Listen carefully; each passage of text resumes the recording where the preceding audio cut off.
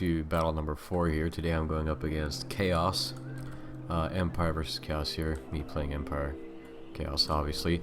Anyway, brought a, what do you call it? 4 great swords, because Chaos Army usually brings a lot of armored infantry, a lot of monsters. So I brought 4 great swords, armored, armor-piercing, anti-infantry. Pretty much deals with everything Chaos has. 2 halberdiers here on the flanks to deal with any monsters they might bring. And another flank over there. I have 2 handgunners to deal with any armored infantry they might have. These guys, always good to bring, always good to have range. Again, Chaos doesn't have any ranged units available to them, except for the Marauder Horsemen. Let's see, I brought Sterling's Revenge, Free Company. Again, I love these guys. I'm probably going to bring these guys to every match. They've got armor-piercing missiles, they're decent melee combatants. Melee-wise, they'll never stand up to Chaos Infantry, but the armor-piercing missiles and their ability to just dump their ammo into anything is fantastic. And of course, they have stock and all that fancy jazz of Vanguard deployment, but I decided to keep them close to my army, sort of defensive position. And over here, oh yeah, I also brought a unit, crossbowman.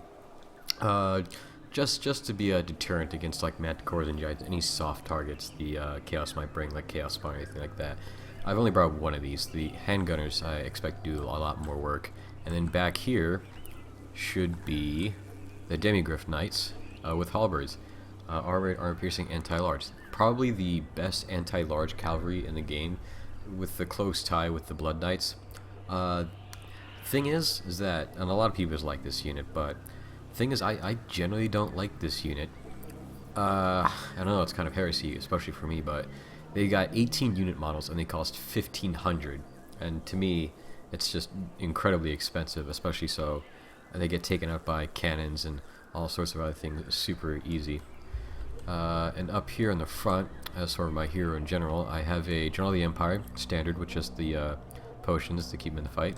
I brought a Witch Hunter, again, direct damage DOT is always good. The ability to just point and click and just do damage on a single unit with no winds of magic, no fancy shenanigans. This is just, it's just great. And of course he has armor piercing and is a duelist, so although you really shouldn't, he can hold himself in melee against soft target other hero units. And then over here is a Grey Wizard, again with just the Pit of Shades and the Pendulum. I really just want to use him as a supportive role. I know most people bring, say, the Light Wizard or the, what's the one, the Jade Wizard or the Healing Wizard or whatnot, and just kind of abusing the abilities of them, but I kind of like the Grey Wizard just for the utility he manages to bring to the battlefield. Now, that being said, I have a very normal army one would bring to a Warhammer battle. Unfortunately, I'm dealing with a sort of, how would you call it, try-hard win build, I guess, for a Chaos. He's just abusing the game at this point. He has 3 Feral Manticores flying, and the whole reason why he brought these 3 guys is for the charge bonus. These guys have a massive charge bonus, especially when they just dump into a single unit. They can just pretty much assassinate a single unit on the battlefield. And of course, in addition to that, they have Fear and Terror. So always have to consider that as well. Now, in addition to those 3 Feral Manticores, off in his main army here, he has 3 Chaos Warriors with great weapons, which isn't bad in itself. He's got 2 Aspiring Champions, which isn't bad in itself. Then he's got not 1, but 2 Giants and Sarthoriel, the Everwatcher. And then, of course, over here he has this kind of dinky unit of Marauder Horsemen, which aren't really a threat, considering what is wrong with my voice. There we go. Sorry about that, I had to clear my throat.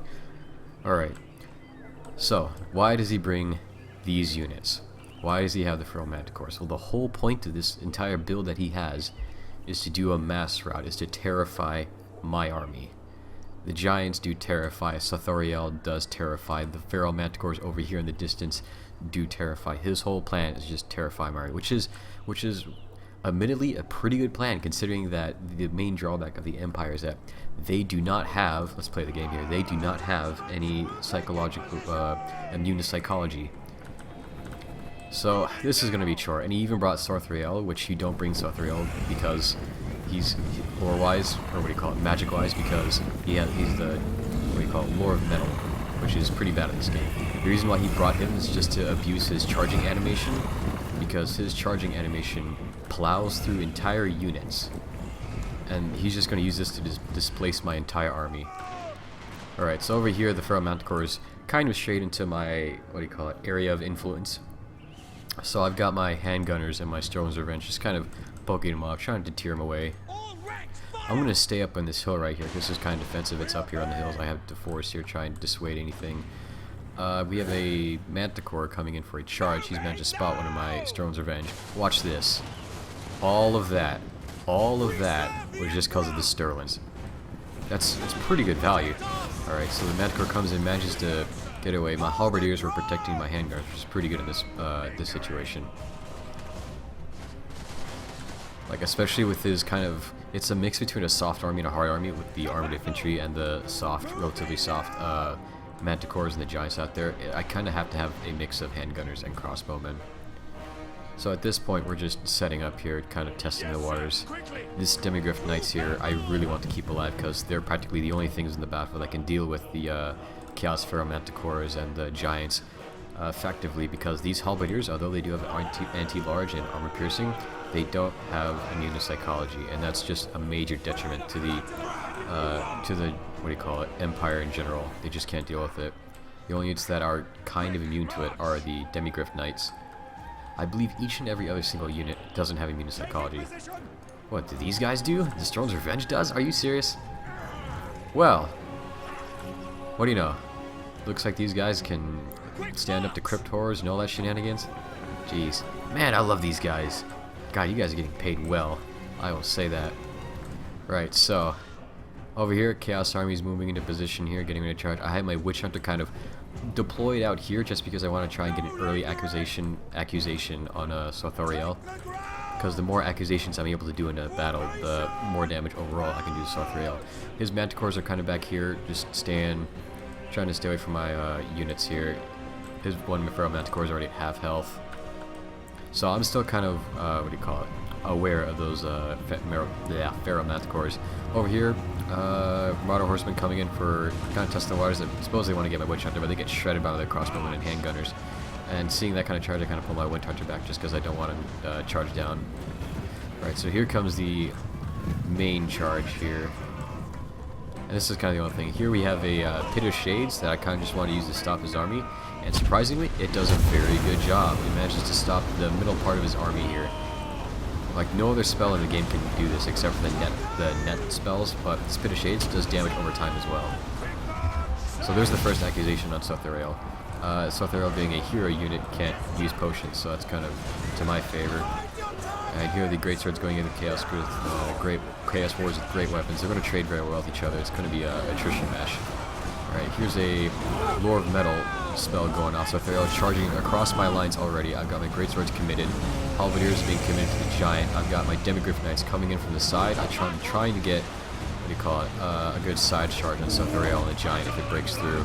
And I've got my range units just peppering into the Giants and whatnot. This Giant is already at half health, which is very good. He hasn't spent that much time in the front line already. And the Gunners and the Crossbowmen are just tearing apart. And the Demigryph Knights are going to come in and just save the day. We're going to take down that Giant too fast. Here's the second problem. Feral Manticores are coming in from behind, and my ranged units are now focused between trying to take down the Giants and trying to deal with these Feral Manticores. I've got Marauder Horsemen going in on Grey Wizard, but Grey Wizard eventually manages to go off. And then look at how fast my general dies. Just because of two Giants, because of Sothoriel, just my general is immediately dead. So now I don't have a general. Yep, death embraces my lord. Well, this is all working on his plan. Now my units have taken a massive moral debuff because their general died. Damage sustained. Lord recently died. There it is. So my units are immediately losing morale. Yep, and the Giants aren't helping. The Feral Manticore is not helping. The Marauder Horseman and the Feral Manticore is going after my Grey Wizard. Sothoriel is just wrecking my back lines. Yeah, Demigryph Knights are able to take a charge on the Chaos Giant. 200 health. Not the best charge in the world, but it is going down super fast to the Demigryph Knights. And eventually, my army breaks. Yep, I've managed to lose at this point, probably half of my units now being terrified or broken. So at this point, it's looking pretty bad. Demogryph Knights are still managed to hang in there. If they can take down the Chaos Giant, that'd be a major boon to me. This small pocket of Great Swords is getting what you call a charge from behind from the Chaos Feral Manticore. Yeah, and they're just taking my Grey Wizard off the map right now, so it's looking fairly grim. I managed to do a second line of defense back here. Pull out my... well, I didn't pull them out. They're terrified. Great guys. Now, the only guy that's still kind of holding my army together is the Witch Hunter. Again, amazing unit. I don't know why more people don't bring him. Alright, Giant kind of made it out of here. He still has a little bit of health. He's not... I don't consider him a threat anymore. Right, so... Grey Wizard still getting his butt kicked. I have a pocket of units out here just running away. Just broken or just terrified in general, routing. Storm's Revenge being driven off the battlefield. Wow, look how fast these guys run. 38 speed. Wow. Oh, it's because of the Grey Wizard also giving movement speed buff. So here's my second line of defense here, as measly as it is. Guy charges in a Chaos Feral Manticore, but my Demigryph Knights are right next to it, so they're going to be able to just wreck these Chaos Feral Manticores very well. I guess he didn't like these crossbowmen because they could just essentially outrange the Chaos Army here, and the gunners here are able to take a very good position here, able to dump their ammo on the Chaos Feral Manticore. But look who's coming! Look who's coming to save the day! So Thoriel marching through the woods. There's that charge animation I was talking about earlier. He's just able to abuse that and just immediately get in there. This is a mistake on his part though, because again, my Demigryph Knights were super close, and they're able to just pound on him. There's the, I don't know if that's the second or third accusation. I'm just dumping accusation on Thoriel as soon as it comes up. I managed to block his charges with what remains of my great swords. Halberdiers are going to try and hold Thoriel down, although it's not going to work. This guy, just by using his charge animation, just wade through the units. Look at that. Look at him just walk through that. Ugh, it's disgusting. Yeah, I barely have an army at this point. I managed to rally a small group over here. My Demigryph Knights are desperately chasing Thoriel, because if I can get Thoriel off the battlefield, that's just more power to me. Feral Manticores are still going after kind of, what do you call it, isolated units, and I'm just trying to get my Witch Hunter away from this blob of units that are trying to assassinate him, using the Slippery ability, which not a lot of people bring. Again, Witch Hunter, kind of underrated. So, Demigryph Knights are still hounding after Thoriel, and now I finally got him in a firing range for my handgunners, and the handgunners are able to dump their ammo on Thoriel. Giant here is kind of not a threat. He's only at, what, 137 health, and the Storm's Revenge still on the battlefield, amazingly. Right, and now everyone's just trying to get on Thoriel. Storm's Revenge, they're wavering. I cannot believe that they managed to take on like those two monsters, and they're still on the battlefield. Way to go, guys. Right, so the Chaos Army here, infantry blob here, is just going after my handgunners and the halberdiers here, but the handgunners just have a field day just picking apart these units here. So Thoriel's still trying to get away from Demigryphs. I'm still having my Demigryph Knights just try and get him off the battlefield. If I can get him off the battlefield, I'm pretty sure I can turn the game around and even deal with these Feral Manticores, which still got half health, which is still a problem. Right, I'm still trying to keep my Witch Hunter alive, because if he goes down, I'm going to take, like, no one else is going to hold my army together. Yep, Demigryphs are still chasing after Thoriel. They really want that bird. And yeah, going for the hangars again, using that charge animation, just trying to get out of damage range of those Demigryph Knights. And there's the third accusation on Thoriel, and that pretty much kills him. That's pretty much his end. Here he is, just trying to run off the battlefield. Notice he's unbreakable as well, so that's just even more annoying. Where is it? Where's the money shot? This is him trying to go away. Bam! Down he goes. So Thoriel dead. And amazingly, my army's still there. They're hanging on, and I still got to deal with the Chaos Feral Manticore. But as soon as Thoriel fell, that pretty much knew. I pretty much knew I was going to turn the game around. Handgunners still have relatively a lot of ammo to them. They're still firing.